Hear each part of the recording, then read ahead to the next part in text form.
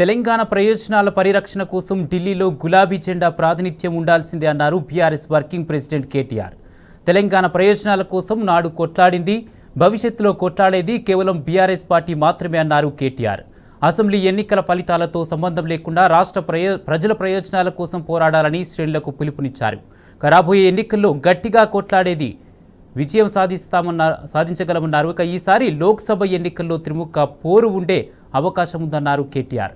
తెలంగాణ భవన్లో నిజామాబాద్ లోక్సభ సన్నాహక సమావేశంలో ఆయన పాల్గొన్నారు. లోక్సభ పరిధిలోని 7 నియోజకవర్గాల నాయకులు, కార్యకర్తలకు దిశానిర్దేశం చేశారు.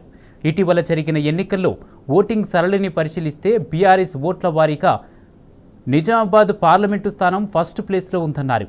ఎన్నికల్లో గెలిచేందుకు కాంగ్రెస్ పార్టీ అడ్డగోలుగా హామీలను ఇచ్చిందని, వాటిపై ఇప్పుడు మాట దాటేస్తుందన్నారు కేటీఆర్.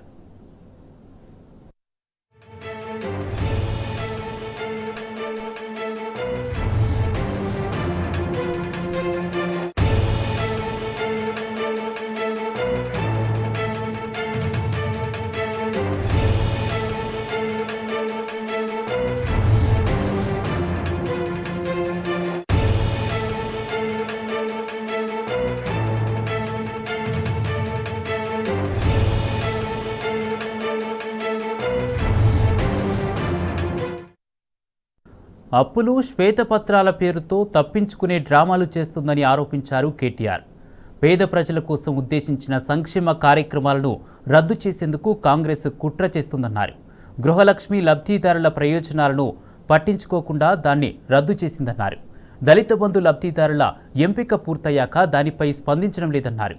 పేదలు, దళితులు, బీసీల ప్రయోజనాలకు దెబ్బ కొట్టేలా కుట్ర చేస్తే బీఆర్ఎస్ తరపున కొట్లాడతామని పిలుపునిచ్చారు. రైతు బంధు డబ్బులు ఖాతాల్లో వేయకుండా మభ్యపెట్టే ప్రయత్నం చేస్తుందని ప్రభుత్వంపై మండిపడ్డారు.